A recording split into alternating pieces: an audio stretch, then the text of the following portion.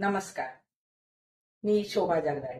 आपले सर्वांचे या व्हिडिओमध्ये स्वागत आहे.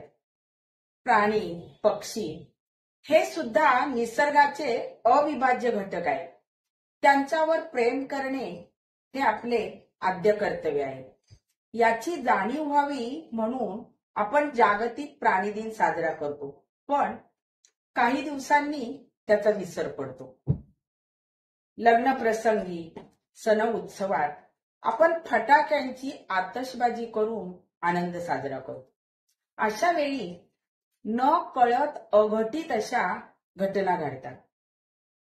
एका गाडीच्या चालकाने एका कुत्रीची पिल्ले बुडवली आणि तेथून तो वेगाने निघून गेला, पण ती मात्र त्या मृत पिल्लांना चाटत पूर्ण दिवस तेथेच बसून राहिली.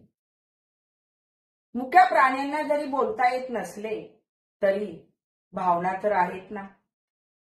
पतंगाच्या मांजाने घायाळलेल्या पक्ष्याला पाणी पाजून त्याची सुटका करणे हे सुद्धा आपले कर्तव्य आहे. खोडकर मुले कुत्र्याच्या शेपटाला फटाका बांधून तो पेटवतात. त्यामुळे तो जखमी होतो, पण बोलू शकत नाही. कधी कधी त्यातील स्फोटकांनी पक्षीही मरून पडतात. शिवाजी महाराजांच्या मृत्यूनंतर त्यांच्या कुत्र्याने चितेत उडी घेऊन स्वामी भक्ती दाखवली असे म्हणतात.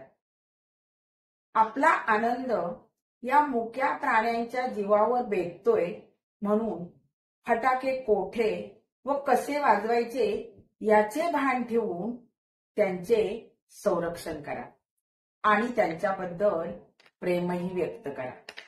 धन्यवाद.